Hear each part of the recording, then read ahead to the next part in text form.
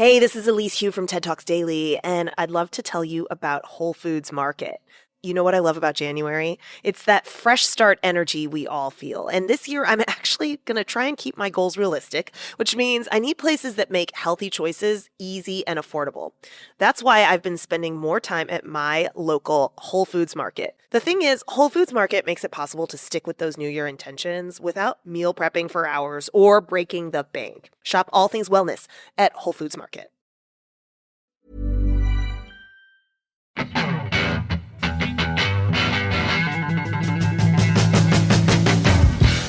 Welcome to the Neurodivergent Experience podcast, a podcast where we share the lived experiences of neurodivergent people to help create a better understanding for our community.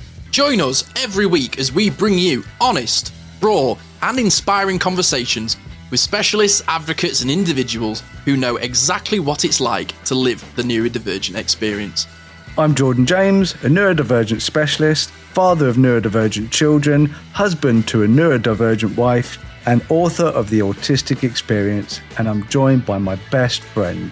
I'm Simon Scott. I'm an autistic ADHD broadcaster, actor, and advocate. Join us as we journey into unravelling the neurodivergent experience. Hello, and welcome back. And welcome back, because it's been a week. It's been a week, everyone. We've had a goddamn week off. Hello, everybody. Yeah, we had a week off. Welcome to 2026. If you're listening to this in the future, what a year it was. If you're listening right now, what a year it could be. Yeah, that's it. Thanks. Bye, everybody. Well, I mean, it's not off to a great start, but we will talk about that in the hot topic. We'll talk about that. But it is off to a great start for me, because at the beginning of the year, I get to celebrate my wedding anniversary, 13th of January, every year. We don't skip one. A lot of times we go to like somewhere tropical, have a nice little holiday, celebrate it like that. But this year, we are staying at home. We're going to New Zealand next month. But, okay. Well, photography. Yes. It does. It takes me around the world, man. It's awesome. Oh, yeah. Yeah. But this year, we're staying at home for the wedding anniversary. Well, not at home, in England. And we're celebrating it as a family, because for us, it's not just a celebration of 25 years of us as a couple, it's 25 years of us as a family. And us becoming a couple, but getting married was the beginning of our family, not just the beginning of our relationship. Yeah. So for us, it's celebrating 25 years of Lord of the Rings. What? I like it. No, it's accurate. I guess it's accurate. 25 years of Lord of the Rings. He's not wrong, ladies and gentlemen. I'm not, no. And 25 years of being a family, which is why we're celebrating it by watching all three, yes, special editions, obviously. Lord of the Rings over the weekend. Sylvia is here. She is doing a face. Why are you doing a face? I'm not doing a face. I thought you wanted to watch it. I do, but it is many hours. It is many hours. Many hours. That's all right. Well, we'll give you a little stimming toy and you can squeeze it. All Elvish bread. I think I make that. You're going to make Elvish bread? Yeah, I'll just keep eating. Anyway, welcome back. So one of the reasons as to why I think it's really important to discuss this on this show is because it's a fantastic milestone. And I think there is an awful lot of stigma around neurodivergent people, especially from the allistic neurotypical community, or those that are just, coming to late self-diagnosis or diagnosis, is that there is a stigma around the idea of what success is to neurodivergent people. I had an experience only the other day where I had an interaction with a lady where I got onto the topic of being a neurodivergent advocate, and she was surprised to learn that I owned a house, I had a job, I had a partner that I want to spend the rest of my life with, I own a dog, and it's like I made her head explode at the fact that I live a relatively normal, quote-unquote, life. But I think it's really important to talk about this sort of success that both you and Sylvia have had, Jordan, because 25 years of marriage is a huge achievement. It really is a huge achievement in this modern world. And I would love to just sort of start by asking each of you, you don't have to say it at the same time, just one at a time, if you could, please. What does the milestone feel like to you? You've been married for 25 years. I mean, for me, I don't see the success as the amount of time. Because there's lots of people that have spent lifetimes together, but it doesn't mean that they were happy, or it doesn't mean they really achieved anything. They could be married for 50 years and fecking hate each other. I know a couple. I descend from a few of them. Literally. I mean, I got brought up by people that would just absolutely hate each other and was always fighting, and they were married for well over 25 years. I think the success, and disagree with me if you want, babe, I think the success that we have is not the amount of time, it's the fact that amount of time has passed and we are still laughing and playing and teasing and just acting literally like the most in love couple. And I can give you the exact example of that. Literally a couple of hours ago, we were in the gym and Sylvia is doing these like stretching movements and her hands up in the air, and I walked past and just high-fived her. and then I went to give her a kiss and she went, "No, not with that ginger beard." And as I was kissing her, she couldn't stop laughing. And then she's rolling on the floor trying to get away from me. And this is in the middle of the gym on these mats, and like there's so many people around us, and we're literally giggling like little kids. And playing, and that is just us all the time. That's, for me, that's the success. Is you look through everything that we've been through, the hard times, the good times, the poor times, the better off times, and yet all those things, we just came out stronger as a couple. Because so many couples could have broken up so many times with some of the things that we had to go through, especially with my mental health and Sylvia's mental health. Not to mention the fact that we got, neurodivergent kids and all the things that we've been through. And we've come out and we're literally just obsessed with each other, just obsessed. So that for me is the biggest achievement of 25 years, is that we are so in love. And some people say, "Oh, it's like you're still on your honeymoon." And I always disagree with that, because I said it's not like we're on a honeymoon, because a honeymoon means that we don't really know each other. Because when we never really had a honeymoon, but if we had, we would have known each other. But after 25 years, you know each other. You know everything about each other. So after 25 years, if you can still act so much in love when you know everything about each other, all the bad, all the good, that's way better than a honeymoon period. That is just true love. That's beautiful. What was the question again? Yeah, I forgot. I was just listening. I'm like, oh yeah. Oh, I think it's just, the 25 years we had, it just doesn't feel like it for me. It just went, but it feels like we just started there. I don't know. It's just, how you said, it's just lots of different things happening, but the time not, I don't know how to describe it. It doesn't feel like he moved that much, and I still feel like I'm in my 20s when we first got together. You still look like you're in your 20s.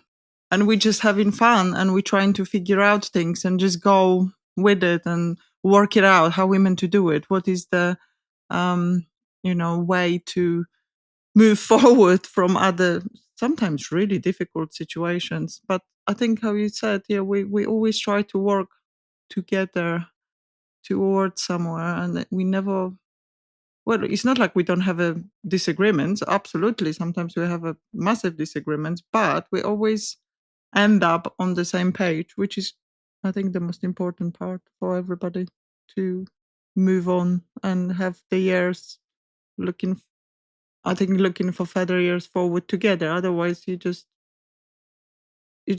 there and someone else is there, but in the same house, and they don't actually. Yeah. Like being roommates. Yeah, basically, literally. where we more like we're like a partners in crime. Yeah, but I know what you mean. Like the phrase that comes to mind for what you're explaining to me, Sylvia, is "time flies when you're having fun." Yeah, Oh, basically, Yeah. yeah. It Yeah. just, even though there is, don't get me wrong, there's lots of bad times with You keep mentioning the that, 25 years because it's not like so many terrible moments. Roses and chocolates and I don't know what people can imagine about being together. It's not it's a a romance hardship. movie, It is is it? difficult times and there's a beautiful times. There's lots of fun, but it's lots of misery also. But you have to go through all of those to get on the other side. That's what I figure out, I think. Yeah, I mean, I do feel like it is like climbing a mountain.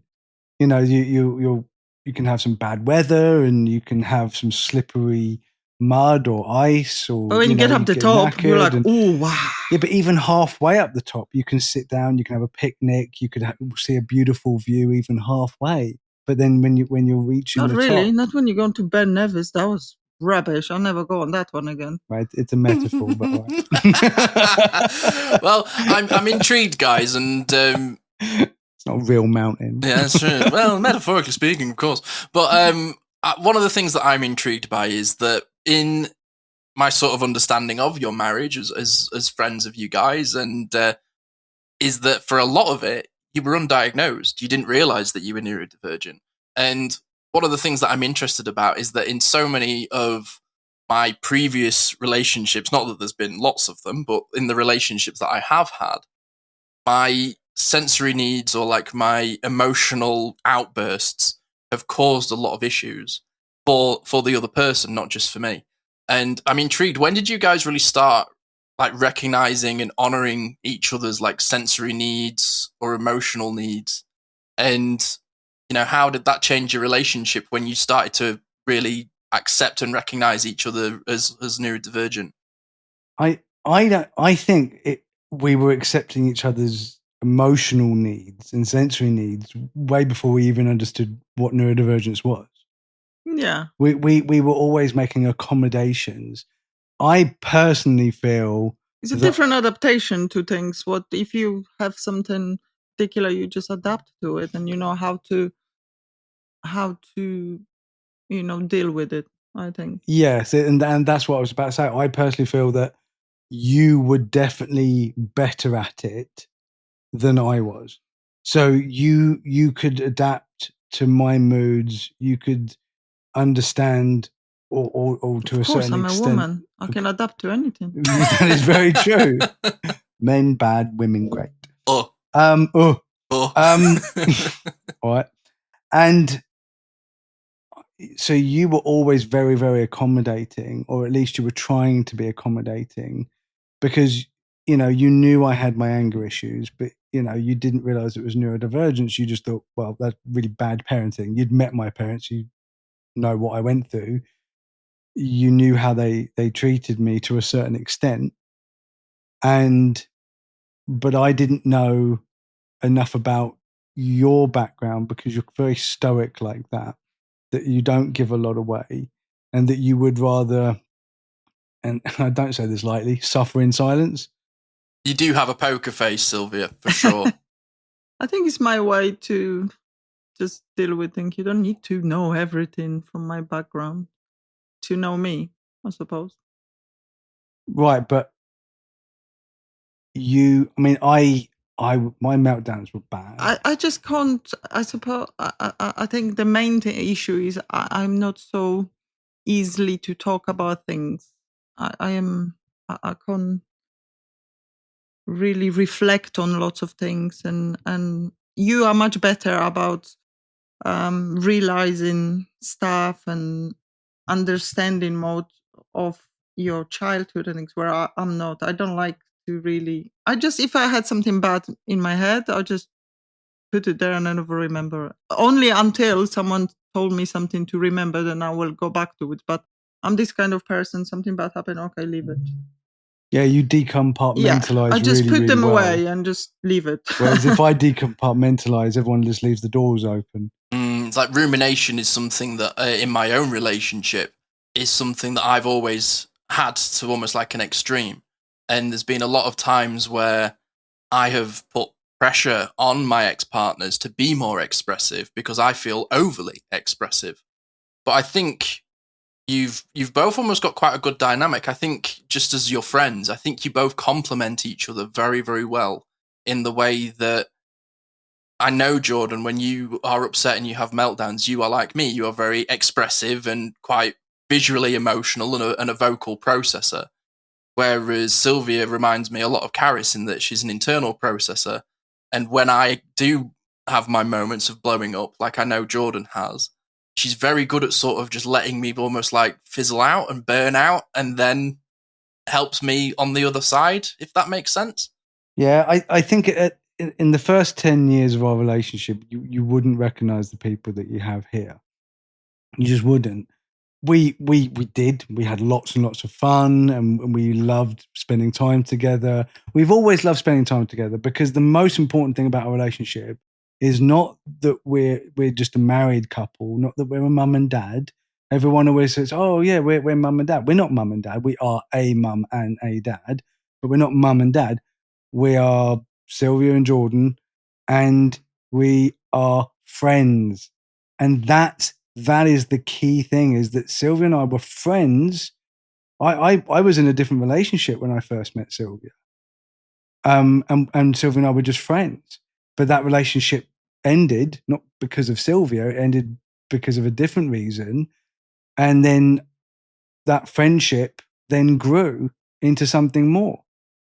And because we were friends first, mushrooms, it grew into mushrooms. Thanks, babe.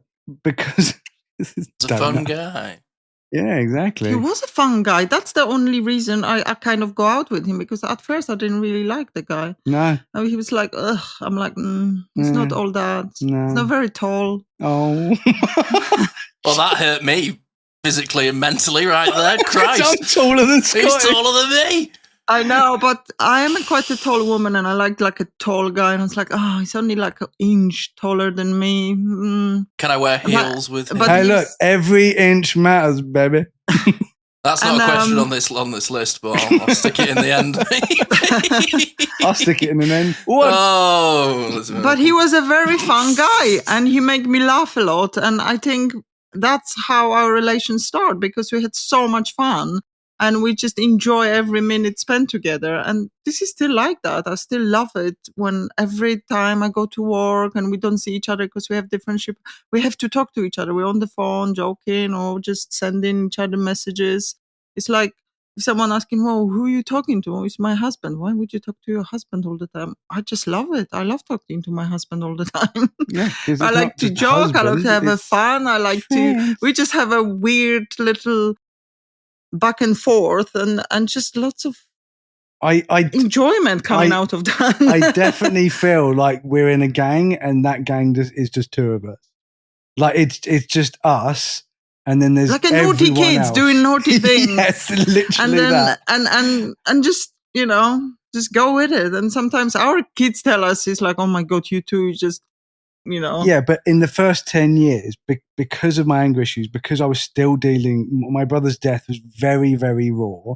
The abuse that I'd suffered through my mostly my mother and sometimes my father was very raw. It had just been happening to me. It was still happening to you, really. And I didn't, and it was still happening. My mother still had her claws in me. Yeah. It was still happening, and I didn't understand what was wrong with me. I just kept thinking, oh, I'm a thug. I just kept believing everything everybody was telling me about myself, that I was bad news, that I was trouble. It's one of the reasons why Sylvia didn't really... Black sheep of the family. Yeah, you didn't really like me in the first place or want to hang out with me because of what everyone had said about me. And then as soon as you got to know me, you were like, oh, actually, he's not like everyone says. He's way, way worse. So. But one of the things that I pick up from you guys, and I feel like I have this with my own partner in abundance, and from a lot of the neurodivergent couples I meet, the chemistry is off the charts. Like, you can so tell, in my opinion, of like my own parents are neurodivergent parents, and that I can still see sometimes when they're joking about and laughing with each other, the two kids that met each other when they were 15. I can still see it, and it's a beautiful thing to witness. Seeing somebody's inner child be authentic in their 40s, deep into their 50s. I think it's wonderful. But we'll take a little break here, and one of the things that has had detrimental effects on my past relationships has been meltdowns, and I think we'll delve into that next. Cool. Can I have a Kit Kat? No. Oh.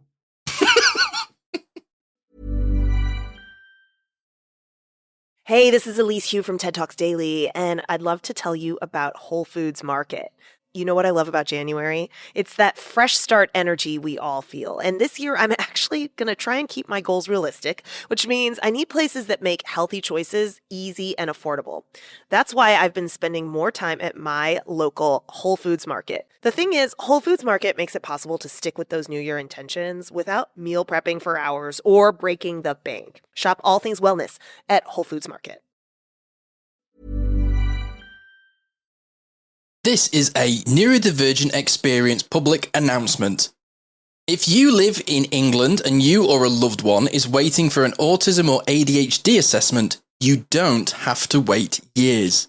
RTN Diagnostics is now part of the NHS Right to Choose scheme, which means if your local wait for a consultant-led autism or ADHD assessment is more than 18 weeks, you can choose RTN instead, and it won't cost you a penny. Jordan chose RTN for his own family because their care and attention to detail was second to none. They didn't just diagnose autism and ADHD, they looked at the full picture, including PDA, OCD, anxiety, and more. The team is friendly, neuroaffirming, and comprises many neurodivergent individuals, so they truly understand. Getting started is simple. Download the GP referral letter and questionnaire from the link in our show notes, take those to your GP, and ask for a referral to RTN Diagnostics. If approved, RTN will be in touch within 8 weeks to begin your assessment. Remember, this only applies in England and some exclusions do apply. RTN is not currently able to accept referrals for child ADHD assessments, so check the details before you start. RTN Diagnostics, helping you get the answers you deserve without the wait.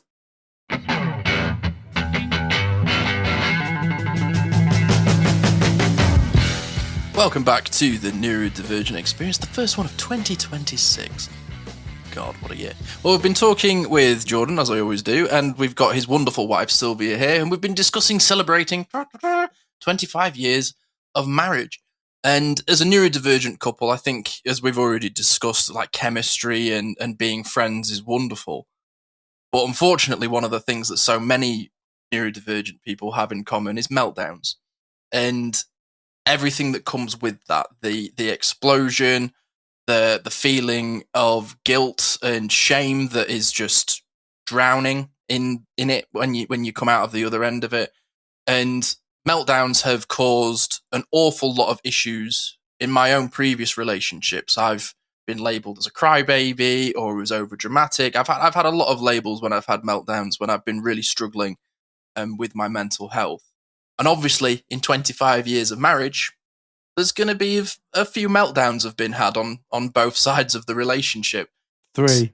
Just the wow. But 3 yesterday. 3 yesterday. This was the part of my brain that can't decipher sarcasm. Was 3 like just 3 a week. 3 a week. But yeah. I'm intrigued to know, guys, the support that each of you have put in place for each other. What actually helps when either of you are having a meltdown? What have you learned with each other as prevention? Because you're both such different characters. And Sylvia, I must admit, I don't know you as well as I know Jordan. I wouldn't know what one of your meltdowns looks like. So I'm intrigued just to sort of hear your Just experiences. go to bed to sleep. Yeah, do you know what? When I know when Sylvia's in a meltdown, and I don't think she even knows this as I'm saying this, but I know what your meltdowns are. Your meltdowns are you start cleaning. You deal with being overwhelmed or being overstressed, or by creating a nest, like a bird, and you go around and you create your nest. You know when Ollie tries to snuggle up and he sort of moves the pillows around, and This is the dog, not the kid. yeah, sorry, the dog. Just for listeners that aren't aware. Yeah, or like he'll lay on like some, if my trousers are on the floor or something, he'll literally create like a little nest to snuggle in that makes him comfortable. And that's you. You will go around the house and you will literally create a comfortable area that you can then decompress in. That's your version of a meltdown, is that you just find safety, and then you almost like you just want to hibernate away. So it's more like a shutdown. Yeah, I rather than a definitely wouldn't meltdown. have like an expressive outgoing kind of meltdown like yours. My ones are I prefer just closing and just shut the world Yeah. away. Yeah. That's my kind of meltdown. Yeah, I don't think I love cleaning, but I do kind of clean when I'm upset. No, I don't think anyone likes clean. I mean, people might No, like I don't- cleaning. I don't think people love cleaning. Not But my favourite thing to do. You do clean because it also distracts you from what you're. I very you're much going like through. a clean house, but I don't like cleaning. Yeah. Yeah, tell me about it. But yeah, my meltdowns. I mean, I've talked about my meltdowns a lot on the show. Your and- meltdowns are more expressive, explosive, and outgoing kind of Yeah, I things. mean, you I've would know straight away where you wouldn't broken know my ones. knuckles, and I mean, If you don't know me. I've Yeah. hurt myself physically. You know, I've self-harmed. Sorry for everyone listening, but I have. Mine are very much more in line with somebody that's received serious aggressive physical trauma, which obviously I did do, emotional and physical trauma, where, you know, when something went wrong in the house, people would throw things, people would scream and shout and smack and punch and kick me while I was on the floor. You know, that's the sort of thing that I grew up with. So it was very normal. It was like a normal thing that when you were angry, that, you know, shit got broken. Like so many times. I remember literally like Rainier, my birth mother, threw a massive piece of cheese through a window, and the glass shattered next to my face. So that was just normal understanding of expression for you as a young man then. Yeah, just breaking shit. So when I did that, and then everyone was like, "You're a terrible person," I'm like, "But that's what you taught me." So trying to get away from that was it was so hard. It was so hard to escape that. And as I've said a billion times, that finally happened last year. I finally got rid of that anger. But meltdowns, understanding why I was doing that. So having that self-awareness to say, well, this is what happened to me when I was a child. It is not my fault, but if I don't do something about it, then it is my fault. And then doing something about it, that journey, we talk about success. That is success. Is, you know, you don't have to be a perfect person, but you can work on being as perfect a person as you possibly can be. But if you don't want to work on yourself, if you just turn around and go, well, I'm traumatized, it's my parents' fault, and then you carry on being the Joker, you carry on being a dick, you carry on doing things you shouldn't do. With awareness that you're doing it. Yeah, and then just blame everyone else. That makes you the problem. But having meltdowns, and I'll talk about a meltdown that I had the other day. So my meltdown the other day it was quite an interesting one, wasn't it, babe? It was Sylvia knocked down one of my pop characters, and it broke. It's one that I particularly love. It's from a collection of the Monty Python and the Holy Grail collection, and it's Tim the Sorcerer, and his horn broke.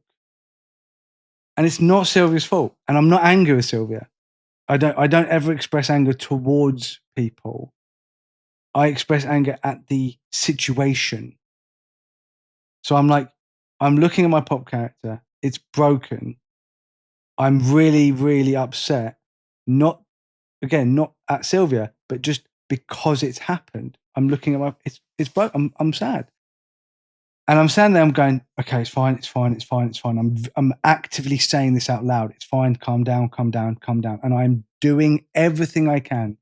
I am breathing. I'm doing everything I can. I'm like, it's happened. And I still went to smack the, it's like, everyone listening is like, he hit his wife. No, I didn't smack my wife. I smacked our stool. So we have a bar stool. Yeah, it's a bar stool. Up at the breakfast bar. And as I went to hit it, it's like at the last second, I'm holding back and I kind of just pushed it. I just sort of knocked it over rather than smacking it over. And then I grabbed like a raggedy old tea towel and I tore this tea towel in half. Later on, Sophie went, how on earth did you do that? I was like, Hulk Hogan.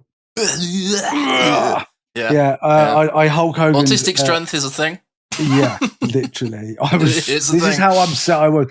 So rather than punching something or smacking something or breaking something, I mean, technically I broke a tea towel, but it was a ragged old tea towel. Like it was 25 years old, just like our I bought in IKEA when we got married. And now it's a rag to clean my car with. So, you know, everything can be used for something. It's recycling into the point. So I tore this up like a piece of paper. That is how angry I was and how weirdly strong I am.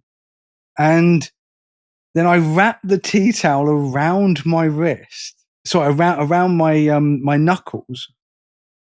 And I punched the breakfast bar. I didn't even punch that hard. But I had this awareness of just like, don't break your knuckle again. But I still couldn't control myself enough. So it was almost like I was going to be in an accident. But this time I remembered to put on my seatbelt and activate the, what do you call them? Airbag. The airbags. Thanks, babe. And it was the weirdest thing. And then Sylvia's look, and then I literally had, and then I finished and I punched it once. And then Sylvia's just standing there and she's just smiling at me. And she's like, I've got the Gorilla Glue. While this was happening, she just went and got the Gorilla Glue, waited until I calmed down, rather than judging me, rather than screaming at me, rather than being like, oh, stop that. She just waited for it to happen and then went, I've got the Gorilla Glue. And then she just handed me the Gorilla Glue. Because it's also like, you know, you fix it. You can fix this. And it did. I fixed it. And that right there, that moment, that meltdown is, and this sounds like weird, but that is a great meltdown because it just shows you how far we've come in 25 years as a couple. That not only did I not go completely crazy, not only did it only last for like 30 seconds at the most, but it was controlled. And then Sylvia's reaction to it could make me literally cry with joy of how amazing my best friend is. And now it's fixed, by the way, it's fine. I think that's wonderful that you recognize, Sylvia, that Jordan needs space, that he needs to let it out. Like I was explaining, I had a meltdown earlier this week. I had a real confrontation with imposter syndrome, went back to work on Monday, Blue Monday, and sat at my desk and went, I don't know how to do my job. Who am I? Oh my God. And I rang Jordan about it, and I rang my dad about it, and through verbal process, and I realized for me, a meltdown feels like having food poisoning. I've got to get it out. If I repress it or push it in, I get that Coke bottle effect. And I'm fortunate that a lot of people around me can see it coming and don't try and repress it, and they don't throw gasoline on it. They just let it, they understand that it's not their fault, but it's also not mine. And that has been so freeing in my life to be given that space to be unapologetically the worst of myself and not be judged post of it. But in saying that, I'm intrigued. Jordan, how do you respond when Sylvia goes into shutdown? What do you do? Do you just sort of let it be, or what's your sort of, you know, steps to sort of intervene when Sylvia's having her meltdowns or shutdowns? You normally try to help me clean. I'm like, it's like, I do this, and I'm like, no, just leave it. I'm just like, you know how when someone's hoovering and they want to hoover by your feet, so you just sit on the settee with your feet up. Yeah, I go in a fetal position. I'm just like, I will just stay as much out of the way. I am invisible. They cannot see me. Yeah. I kind of go, oh, my back's really hurting. I need to just lay down. And then I just run off. No, he kind of try to help, but it doesn't necessarily work, but he's just trying his best to just sort of like fuse it down a bit or something. Or he always said, oh, shall we go out and do something? And I'm like, yeah, we can go out and do something. No, it's like, it's if I see it and then I can see that she's really struggling and she's like, oh, I've got to cook dinner. And I'm just like, no, I can do it. Or why don't we just go out? Yeah. And then she's like, oh, I don't want to go out anywhere. I don't want to go out anywhere. So I said, okay, so what do you want to do? And she's like, I just want to cook. I just want to cook. And I'm like, oh, okay. But I will always give her options, but I won't push those options. I just let her decide what she wants to do. But I said, look, I'm here. I can either help you cook. I can cook for you. I can go and get food for you. Don't cook for me. I'm a good cook. Just meanie pants. He just salts everything triple, and then it's like, it's not salty enough. I'm like, oh, I'm not eating your saltness, goodness, whatever he. Well, that's it. 25 years is over. Fuck you. But I hear what you're saying. Like I think what you're doing there is super helpful, because I myself have another half who goes into shutdown, and the more I push her, the further she goes into it. So I try my very best to give her outs. In that, Caris is also, we will be sat chilling out. She'll ruminate on something, and the next thing I know, she's deep cleaning the entire house at 10:30 on a Monday night. And I sort of do the same. I try to help, but also get out of the way. And I try to give her outs. I go, would you like me to go and walk the dog so you've got the house for half an hour? Would you like me to make you a hot chocolate or something? I just try and not pressurize her to be like, you're in a shutdown. I need to get you out of this. I'm going to save you. That's not the energy at all. It's more of I'm just trying to almost like comfort you.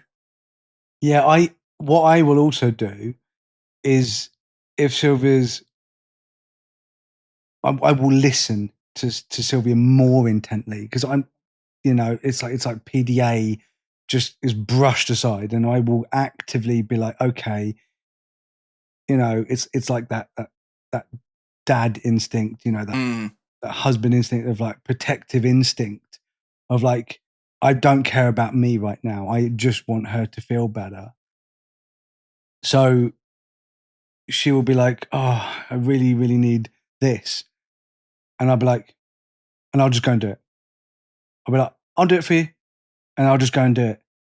Whereas if that was me and I'm like, I really need this, and then PDA would kick in, and then it would be a real struggle to do it. But it's like last night, Sylvia's been having these like cramps, and she's like, oh, I'm really, really want some paracetamol. And she asked me, do you have any paracetamol like next to me? Because we're laying in bed. And a lot of the times I do, because of my back. And I'm like, no, but I'll go and get some. And I jump out of bed, and we're all cozy, comfy. And that's a hard thing for me to do, like comfy, cozy, getting out of bed, going downstairs, finding the painkiller. Yeah. And it all sounds like, we've been through this before, but it all sounds like a very, very normal thing for somebody to do, go downstairs and go and get some, painkillers and come back upstairs. But, PDA does not make that an easy task. But the fact that my wife needs it makes it the easiest task in the world, because I just want her to be okay. I could be laying there in pain, wanting painkillers, and I probably wouldn't get up and go down and get them because of PDA. But I see Sylvia needing them, and it's just an instinct. It's not a problem. I am going to go and get those. And it's like anything that Sylvia wants, anything that Sylvia needs. Anything? Anything. What do you mean anything? Anything. It's always anything. And I'm there. It is the easiest thing for me in the world to do something for my wife, but it is the hardest thing in the world to do something for myself. Oh, say it for the people in the back. But you've touched on something, bro, which really is just, lit a light bulb in my mind. And when Caris and I first got together, and she was coming more out of her shell and being more authentic to sort of her inner child, and it gave me the space to do the same. And it's been one of my favorite things about our friendship as well as our relationship. But she taught me an incredibly valuable lesson as a verbal processor, in that there was one time she was having a really shit time at work and I was just trying to fix the problem. And she turned to me and she went, "I'm not looking for advice. I'm looking for you to listen." I went, okay. And I just let her process it, and she figured it out herself. But she just needed to get it out. And that taught me a huge lesson about myself, because I'm a verbal processor, and I then learned the language to turn to people and go, "I'm not looking for advice. I'm just looking for somebody to info dump what the fuck's going on in my head right now." And that's been such a great part of my relationship. It's been wonderful. But I want to, just before we go to a break, I'm really intrigued to know, when either of you are having meltdowns or shutdowns, how do you reconnect and sort of repair after those moments? Like if Jordan's had his I'm talking like an hour to 2 hours a day after a meltdown, when the sort of the shame and the guilt and the cortisol levels go up and your body's in nervous system stress. And what do you do for each other that helps just sort of bring you back down to reality and regulation? Well, I must say, Scotty, what really helps us repair is Gorilla Glue. It's one of the available best. in all good hardware stores. Yeah. Neurodivergent Experience, sponsored unofficially by Gorilla Glue. Yeah, if you have a child and they have regular meltdowns, buy Gorilla Glue. Stick to the normally wall. have a little Put them on the wall. He'll tucker himself out. No, in all seriousness, yeah. So what do you do? Well, after the meltdown, normally we just have a little cuddle, have a cup of tea, coffee, and off we go. Easy. We snack. We don't snack. I don't snack. He snacks. Wow, you literally. I drink tea and coffee. That's my snack. You're You? like, where's the ice cream? There is nothing a sweet treat will not fix for my girl. For sure. That's my go-to. I go, "You want a sweet treat?" And that's just sort of what turns it around. But I'm so glad you've said that, Sylvia, because for me, my other half, she gets hold of me, she holds me, and she hugs me, and she strokes my hair and makes me feel safe. That's the big thing for me.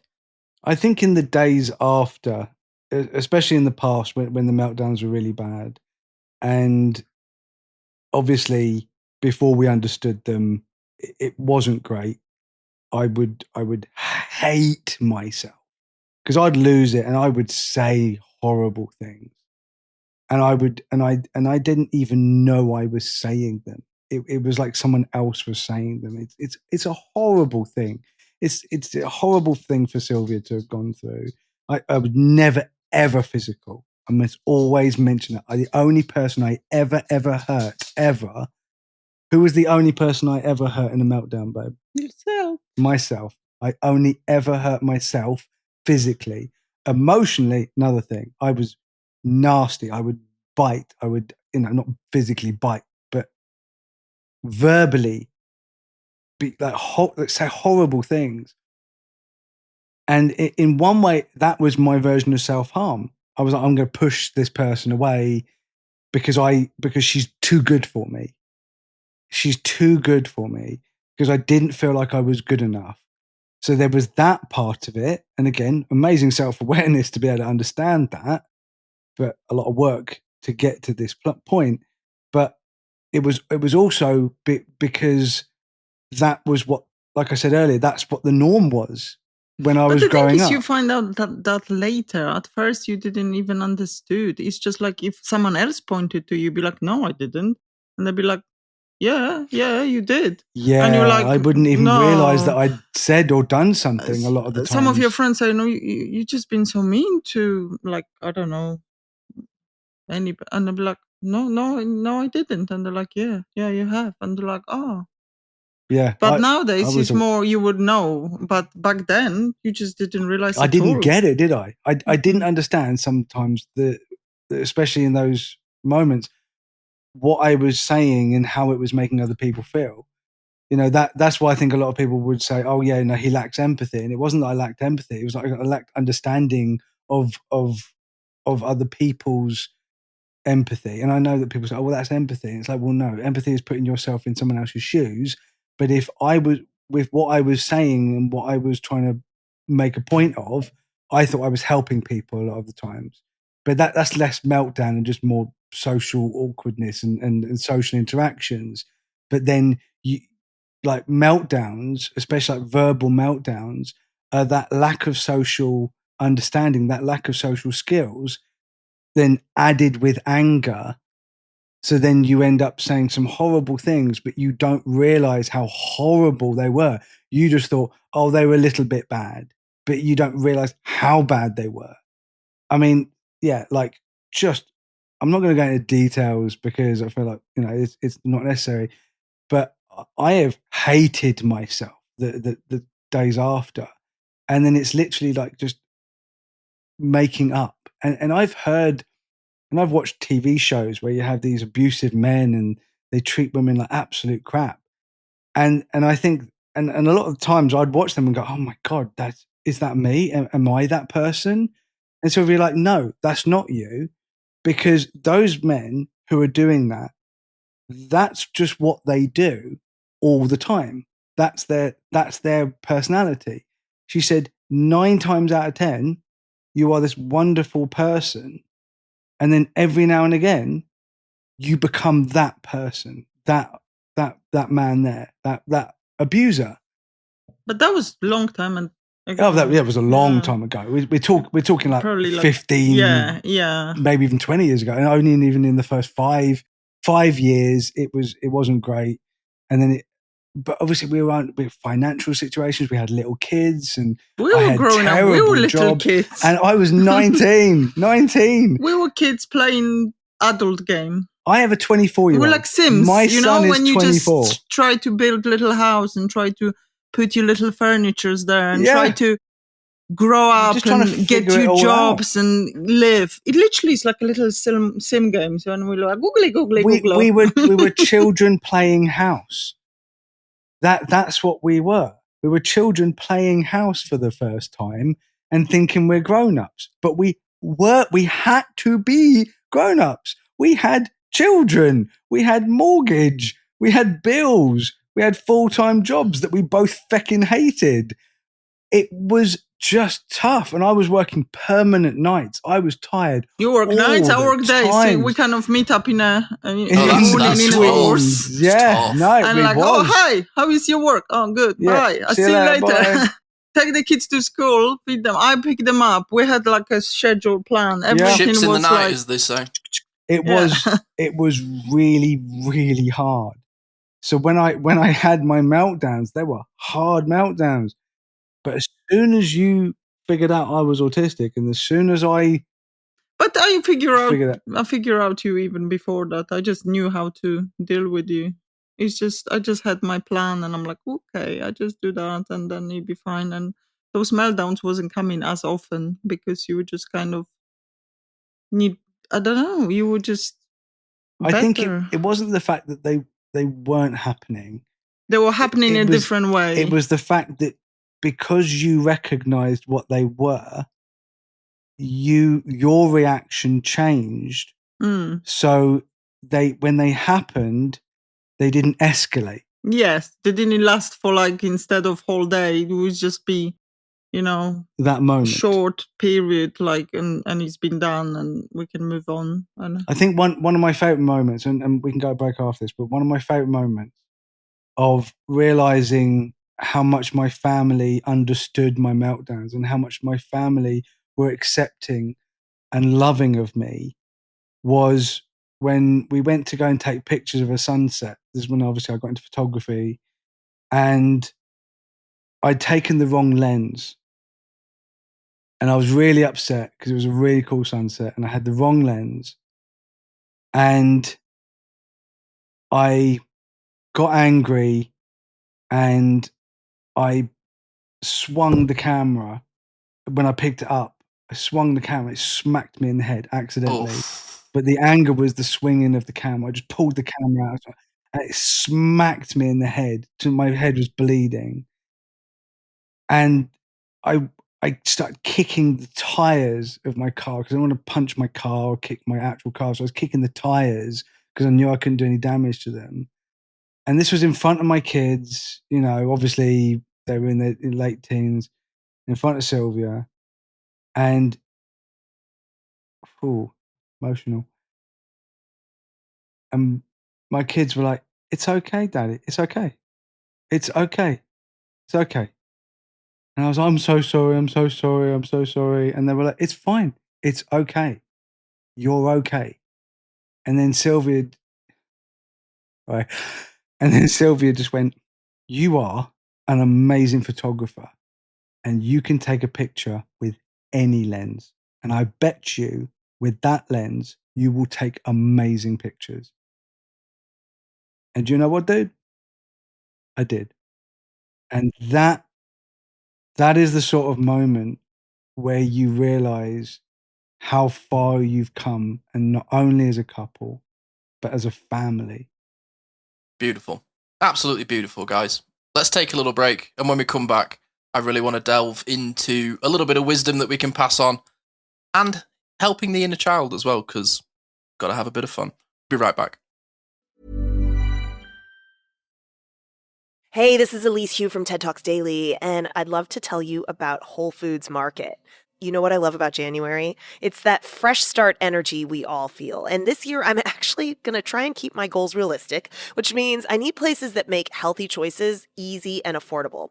That's why I've been spending more time at my local Whole Foods Market. The thing is, Whole Foods Market makes it possible to stick with those New Year intentions without meal prepping for hours or breaking the bank. Shop all things wellness at Whole Foods Market.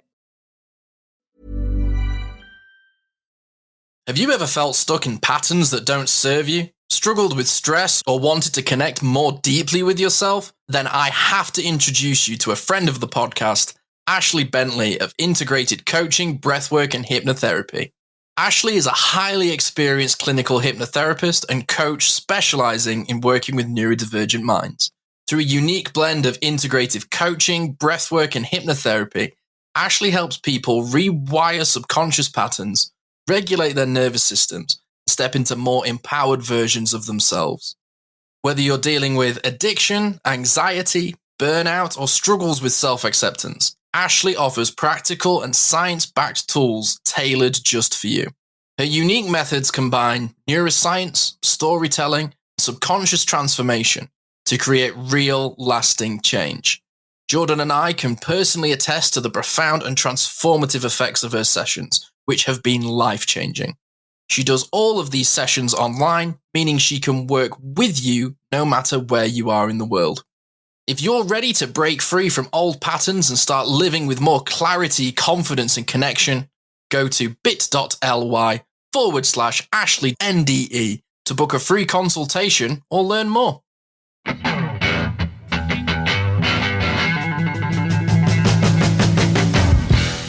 Welcome back to the Neurodivergent Experience. We've been talking marriage, couples, relationships, 25 years of it as neurodivergent people, and the journey of everything that comes along with that. One of the things that you both mentioned at the beginning of the show, obviously I'm here with Jordan and his wife Sylvia, and they were talking about how much fun they have together and the friendship they have, and really allowing space just to play. So I'm intrigued, guys. What is it that you guys do that instigates that? Because for me, it's echolalia. Oh yeah, same. We have lots of little things and quirks where nobody gets it, and they look at us and funny. they mostly happen at night. Yeah, mostly. Mostly. That's one of them. They mostly come at night.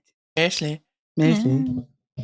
Which I've said this before. This is that is an echolalia of Cartman doing an echolalia of aliens, which is just funny. Yeah, there's lots of things people just don't get it. We're like, oh, you don't have to get it. It's like, yeah, but it's strange. We're like, well, strange to you, not to us. I have to admit, I think one of the things that we find the most funny, and this might be like to any of our friends listening or anything like that, is that when other couples like, that's just like us, and I'm like, all right, if you say so. Because you don't know how weird we are. Yeah, I think it's really great when you have people who are like, oh yeah, we're really close. And if I post about how close we are on Facebook, and I get lots of lovely comments, and yeah, my husband and I are that close. And I'm not saying that they're not, but there is this thing in the back of my mind. I'm like, are you though? Are you as close as we are? So we are very competitive. So we do have. I always win. Always. No, I never win. He always wins. I just give up now. It's not even competitive against each other. We're competitive against other people. So we will literally be like, I think we win best couple. I think you'll find. I think you'll find that we. If it was a competition, like kind of some sort of things you have to do, like sport wise or game wise, we always want to win. We are just like, but we are competitive against each other hugely in anything we do. I think it's all our family. We have a problem, I think. Really. We have a problem because everybody wants to win. It's brilliant. It's fun because that competitiveness, even if it's like as a couple or it's separately, it makes games fun. It means that we want to play games because we want to beat each other. In fact, everyone in the house just wants to beat me, especially at Mario Kart. Understandable. Or Mario Party. I'm the king of all Mario games, and everyone. So they all gang up on me. It's understandable. And you always complain the games is screwing him over, and it doesn't. It doesn't. It's never a skill issue. It's a game issue. No, it's the game. It's always the game's issue. If someone is beating him in anything, it's like, no. It did make me laugh, right? I came down and you were like, we're going to play Mario Kart. I'm really good at it, but we're not playing with the squids because fuck the squids. I was like, but the squids make it. I can drive with the squids on. I've watched actual professional Mario Kart players, and when the things they take off are the squids. That's what they take off. They take off the squids every single time. The professional Mario Kart players. But you're not a professional Mario player. I'm semi-professional. Someone threw a 1p at me once. I've been sort of paid. It was out of anger, but I took it. But you kept it and put it in the trolley. Yeah, I was like, semi-professional. I've earned 1p playing Mario Kart. One of the things I've noticed as well with you guys is you have a very similar sort of energy to me and Karis. Is I used to hate to be teased, but she can tease me. I used to get really wound up when people used to point out my faults, and Karis doesn't point out my faults. But if I need to do something, she won't have a go at me for it. She'll laugh at me and with me about it. Is like if I forgot to do something, like yesterday, I forgot to feed because we've broken Nana's meals into 4 because she eats too much. And we've had to lower her diet and spread it out. And literally yesterday, I got in a hyper focus reading about something, and I forgot to give her a 4th meal. And rather than when Karis opened the fridge, she turned to me and she was like, "Oh, you've forgotten to feed the dog. That can't happen again. That's really bad." She was just like, "Well, this is why Mummy's the favourite because Mummy never forgets to feed you like Daddy does she? Oh, poor Daddy." And that really helped me not feel bad about it. But it kind of was fun, and we have all of these echolalia moments. We both call each other Big Baby, And it comes from this old YouTube video that we both watched where we were at school, where it's like, oh, look at the little baby. And the little baby goes, what? He goes, oh, look at the big baby. It's like a 50-foot baby that goes, whoa. And we both joke about it. We always go, look at the big baby, look at the little baby. And we also do, in Toy Story 3 when he goes, when Lotso turns to the baby and he goes, she doesn't love you no more. Come on, big baby. Like, we do that a lot. Like, when the dog will jump off the chair from Caris and she'll come with me, she'll go, she don't love you no more. Oh, big baby. And we're constantly joking. It's like an improv class. Constantly. Yeah. We're just constantly laughing with each other and bringing up things that we really like. And another thing that Caris doesn't do as well, which I am super grateful for, she doesn't poo-poo my special interests. She doesn't yuck my yum.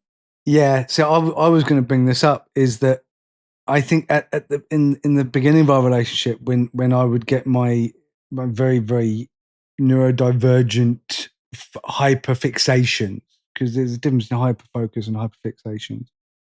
So my hyperfixations, and then I'd like deeply go into something, and then I'm very much like, get the t-shirt, get the hoodie, get the trainers, get the cuddly toys.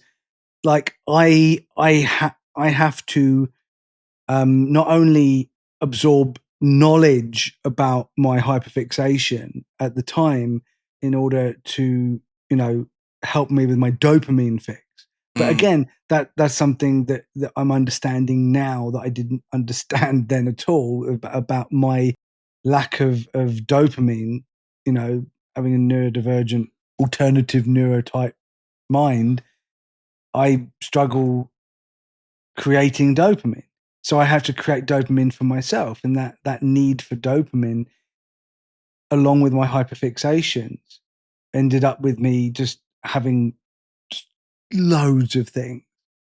And Sylvia at first just could not understand that, because she, you grew up in It's not that I didn't understand. It's just we didn't have much money, and he was spending things on stuff we just didn't.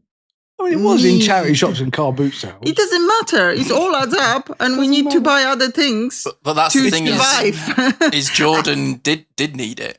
I get it, and I didn't, because back then we had no money. Literally, no. Every penny was counted to the point where it's needed, and then suddenly you spend it, and then we had to cut down on other things we actually need function with. We need food to live, we need fuel to go to work, and you spent it on something who will be sitting on the shelf. Yeah, but I didn't. I that's a bit unfair. I don't know why you're saying that. I never did. I never got us in. I put us in financial trouble. No, he didn't put us in financial trouble, but he was always like, no, this thing, because you prioritized boring shit over cool shit. Right? That's what your problem was. Right. And it wasn't the fact that we didn't, and admit this, it wasn't the fact that we didn't have the money for food, or we didn't have the money. I always paid the rent. I always paid the mortgage. I always paid for food. We always went with. It's just when we had extra money, in your mind, you were like, well, that could go to food. That could go to doing, clothes. That could go to doing for the family. And I was like, but I want this cuddly toy. And I wouldn't buy the cuddly toy at the cost of not being able to buy the other things. But because of your background, because of your upbringing, where you guys, but the surround sound when we had no money. Somebody gave me that money. Yeah, to us to buy things for the flats and stuff, and you're like, oh, I buy. It was for the flat. £600 spent on something we didn't need. It was crazy. I mean, it's the equivalent of spending like $5,000 on it now. It was utterly stupid. But it was a friend of the family. He'd given us some money to help us out, and I did spend it on a surround sound system. We didn't have saucepans or plates or nothing. We were so poor. We were eating out of bowls, but the movie sounded amazing. Priorities, man. Priorities. Look, I was a literal fucking child. I mean, not only was I a child in my head, but I was a child. Yeah, you were 19. also. I Your was frontal lobe also hadn't a child, developed yet. but I was a smart child. I mean, look, I didn't have great emotional support when I was a kid, but I did get lots of stuff bought for me. My dad bought me all the toys I wanted. I was spoiled with physical things. I was a crafty child. I was smart, Yeah. crafty, straightforward. I could fix everything. He just break everything. That's the only reason he married me. It's like, oh, that woman can do everything. Yeah, she was a hot Bob the Builder. That's what I was looking at. That's all I wanted. There's a niche there. I get it. Yeah, I needed someone to fix all the stuff I was Like, breaking. oh, the What? toilet broke. I was like, and come and fix it. No, so right. Not So right, I've got to hear this, right? Because I'm surprised I've never really asked you this question, Sylvia. What are your special interests? me. Yeah, you kind of are my special interest in a different way. But if you're talking actual physical thing, not a human, then DIY is my special interest. I can go to Screwfix and I could be there like forever. I love the pages in the catalog and Jesus. looking through them and all the machinery and Screwfix. you know. And So I'm like- getting you a Screwfix catalogue for your anniversary gift. well, no, is I basically what need you're that saying. stuff from it. I need like a Okay. shed with all the crap you possibly can get, and I can build my. I don't know. I love how you guys are like you were really flipping the gender roles here. In that, like Jordan's the one whose bed's covered in like his cuddly toys, and you're the one who's putting shelves up with a hard. I built shelves. But I love They that. weren't I good. think that's awesome. I His just- shelf builds that fall down instantly. He just puts them up and they go down the crooked as well. So he's terrible. The ugly truth with Sylvia. If I New podcast see him coming with a soon. hammer, I get worried. I'm thinking, oh my God, what he's going to break now? There'll be holes in the wall and everything. I screwed in all the screws for my pictures. Wow. Yeah. Wow. You know, the houses in My England face are is very proud of me. built from plasterboard, so literally you have to take a screwdriver and just screw it in. Wow. Literally, Just- that's how hard it is. Just diminish my amazing achievements of screwing in screws. So yeah. That's 25 years of marriage right there. Yeah. Screw you. That's what I say. I always say I was like Bobina the builder because I'm a girl, so Bobina. Bobina. And We could be Joe Bobby. is just Joe. I'm just Just Joe. yeah. Just the Just average Joe. Joe. Wow. Average. Wow. Amazing. Yeah, Wow. I haven't got a book and a podcast. Just the and- average Joe. In a building world. Oh, with the building world. Yeah, in a building world, you just... No, he's that's not You, even bollocks. you wrote average. a No, I'm book. not even You wrote average. a book, I'm- put it on the shelf, and it fell down. That's Exactly. Well, the shelf that I built fell down, and she Yeah. rebuilt it. No, I'm below Yeah. average, Joe, when it comes to doing DIY. But then that's you with technology. You're literally inept with that. technology. If I need to do it, I'll just read the manual. I am a very capable Boring. person. Where you... Oh, awesome. Yes. Yeah. Well, guys, I've absolutely loved this chat today. It's brought me a lot of laughs. But let's finish with. I know for a fact that there are so many neurodivergent couples that listen to this show. I have messages from people all the time that listen with their spouse or have shared episodes with them.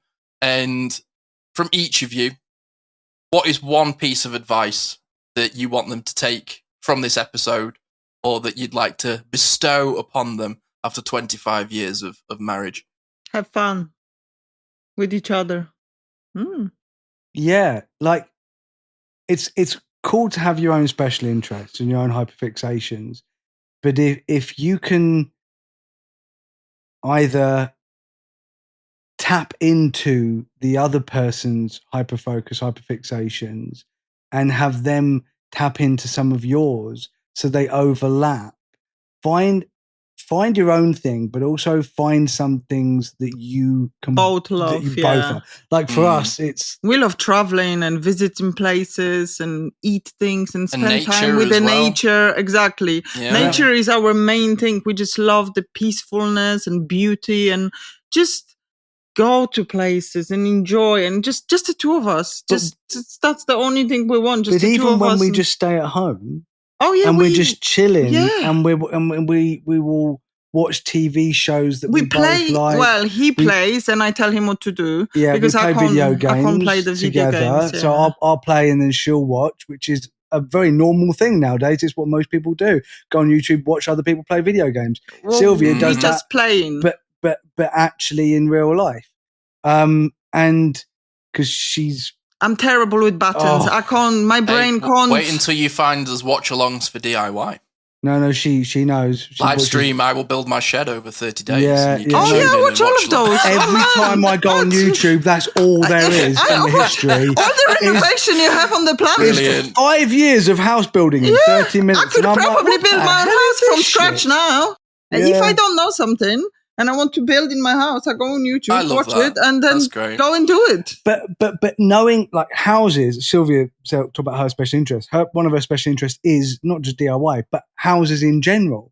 She loves houses. So and I love like the idea of houses and stuff. So we would watch like Coast versus Country TV yes. shows. Location. Yes. What's the one that Dick Strawbridge does with his wife, the like chateau, the castle one? Have you watched that one? I watched that for like a season, but it's too long. My mum loves it.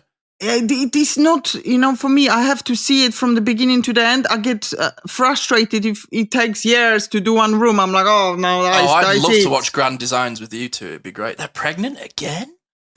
Grand Design was good. I loved it. I just watch all of those. It's really... But then I went out of my way to be like, okay, I'll get into watching house things. And then I really did enjoy it. And then like Sylvia's really into cooking and stuff like that. So we would end up watching Come Dine With Me. And we were doing Come Dine with me at home, kids versus us, or one kid with one parent. So we had someone, and we loved all and that. we judge each other. Yeah. And we both independently in different situations nearly got on to Come Dine With Me. We were interviewed by Channel 4 in our house on separate occasions to be on Come Dine With Me, and both didn't cut the mustard. Apparently, we weren't good enough. We weren't controversial enough. I was told it was a location thing, but I don't believe it. But anyway, I would say, that finding things in common, but also being okay to being by yourself. By yourself. But that's the wonderful thing about nowadays is we can be by ourselves while being in the same room. So I was playing Claire Obscure the other day, a video game, and Sylvia's on her phone, I assume, watching reels. I was watching how to build a back garden. There you go. Wonderful. So Sylvia's in her special interest. I'm in my special interest playing my video game, but we're still in the same space. And that's fine. That shouldn't be the norm. It's not abnormal. We only have this for a few hours or so there and there. Yeah, and so then we'll it doesn't mean it's like, and then we'll just sit down. Go and take the dogs out and do things, but we do most of our things together all the time. All the time, just together all the time. We loved like a lockdown and COVID because we spent so much time together. We really enjoyed it.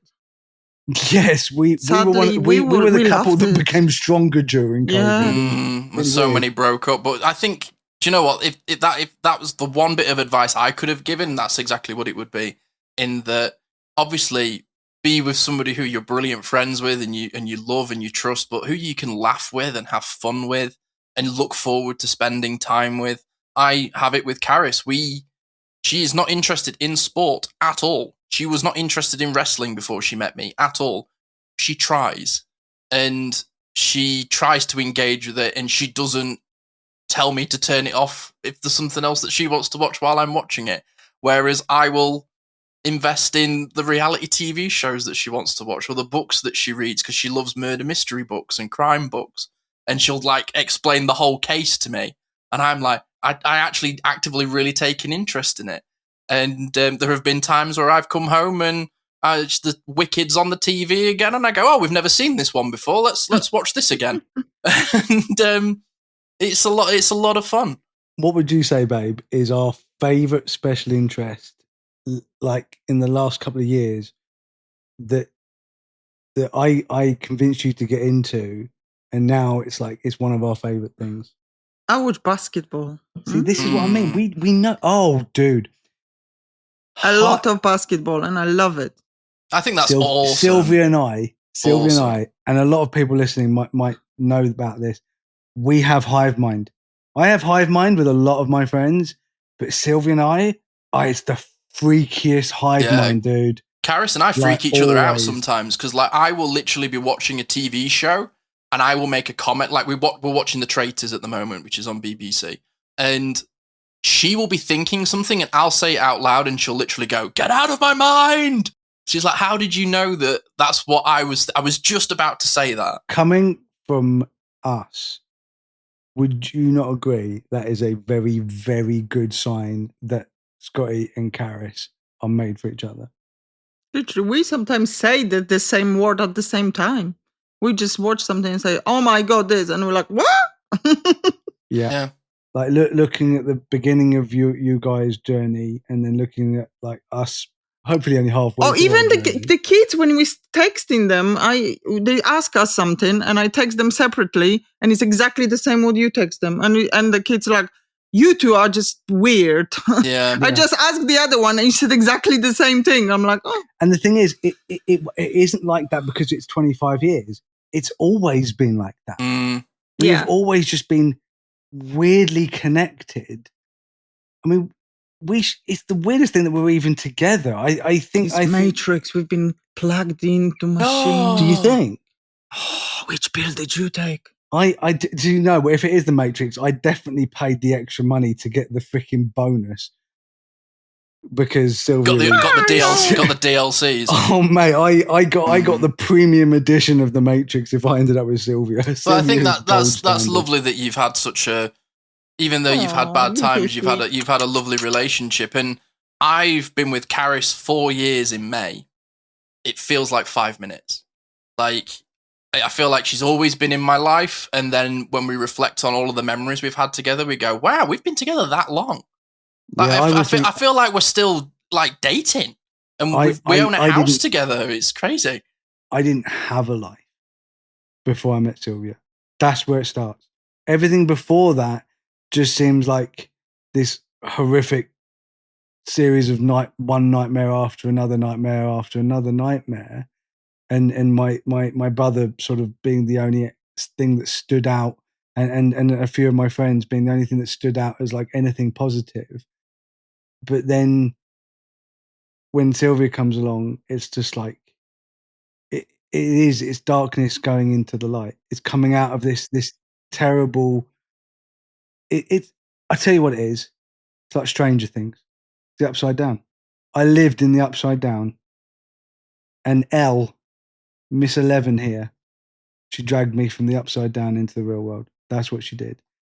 But just to finish, another really important piece of advice is compromise. Yep.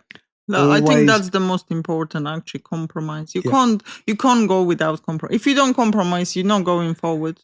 You're just stuck and you will not last. If you want to be stubborn in your relationship, and this is so important, please listen to this, all you couples.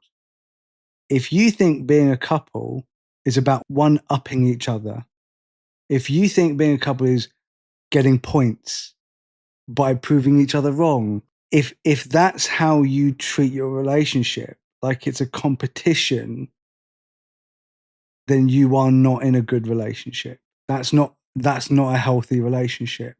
What is a healthy relationship is when you work as a team to win the game. Yeah. So you're not playing tennis against each other. You're playing basketball with each other. You're on the same team. Every point is a point for the team, not a point for you. Yeah, I agree. Compromise is the main things, and being team player that's how you moving on forward and you loving it. Yeah, no, you know your strengths, you know your weaknesses. Like exactly. You know I'm brilliant at organizing things, so you just let me organize things. I wouldn't go anywhere without him. If he didn't go with me, I'll be stuck because I'm terrible. I'm not a good organizer. Organizing is not my strength, and I always struggle so much with everything, and I get such a high anxiety to be put in a position of actually, organizing something. But I am great at making my home being my home. But you're also great at motivating me to be better, because if it I'm wasn't not doing it. You're doing it to yourself. no, yeah, but He's that's like not modest. true. I'm not doing anything. I'm that's just not there. true. All the things he says, he's like, oh, I cheated. I didn't do it. He did it. He is so good. I would agree and disagree with that, Sylvia, because I know that I can do it, but when Karis tells me that I can do it, it's a game changer. Like if I struggle to believe in myself, but if the person that I love and trust the most in the world says, you can do this, I believe in you, I'm unstoppable. Honestly, it's a really empowering thing. I think, not to sort of make it gender specific about men, but I think when you've got somebody that you're sharing life with as a partner, that you've got you're both holding guns back to back, cool guys don't look at explosions, you're like a proper little buddy cop team. When you face adversity and life is getting you down, or you feel like you need to motivate yourself, or PDA is kicking your ass, if the person that loves you the most holds you and tells you it's okay, you can do it, it's so empowering. It's such an empowering and important thing, I think, for any neurodivergent person, to not only be with the right person, but somebody that empowers them. No, I agree, but also give yourself a credit. You want to do it. Look, I will give myself the credit. I'm amazing. Because you're always like, I give myself give yourself a credit. Give yourself a point. I'm giving you a point. One mushroom, so you get one mushroom. I get extra life. Extra life. What color is the mushroom then? If it's extra life. Oh no. Our relationship. Oh, it's on the rocks. Gold. No, she got it wrong. Green. Is it green? Oh, damn you! My brain is just. I'm glad he didn't ask me that, because I blanked as well. I was like, red, blue, green. We're going to go and play some Mario. I need to teach you some lessons. Oh, well, guys, thank you so much for sort of sharing some stories today and sharing your experiences. I've had a bit of a naff week this week and felt really low energy, and I've got a real buzz out of just being with you guys today. So thank you for that. And for anybody that's listening as well, I really hope you've taken something from just hearing a really happy, in love, neurodivergent couple just sort of give their energy to us just for a little bit. It's been wonderful. Thank you. Oh, thank you so much. Silver anniversary. Let's hope we go to what is the highest you can go? Is it ruby? Is it gold? 100. No, what is it? 25 years is silver anniversary, but then I don't know. I think gold one when you're 50. Yeah, like pearl, gold, diamond. I have no idea. All I know is that every single minute of every single day. Can I get something silver then? Is the best day ever. Best day. Because, babe, you are not just my wife. You are not just my best friend. I'm your little pig. You are my hero. Okay, sorry. And He said babe, so I was like... Anyway. Get a room, guys. Right, we'll be back with the hot topic tomorrow. Thank you very much for listening, everybody. We'll see you then. It won't be as much fun, unfortunately. Yeah. Bye, everybody. Nightly, bye. Bye. Bye. Thanks for tuning in to the Neurodivergent Experience. We hope today's episode sparked something for you, whether it's a new idea, a bit of validation, or just a moment of connection. Remember, new episodes are every week, so be sure to join us for the next one for more conversations and insights into the neurodivergent experience. If you've enjoyed this podcast, help us grow. You can do that by rating and reviewing this show. Your support makes a huge difference in helping us reach more people who could benefit from these conversations. You can connect with us on social media. Find us on Instagram, Facebook, TikTok. Just search for the Neurodivergent Experience. Thank you again for listening, and until next time, take care of yourself. You're not alone in this journey.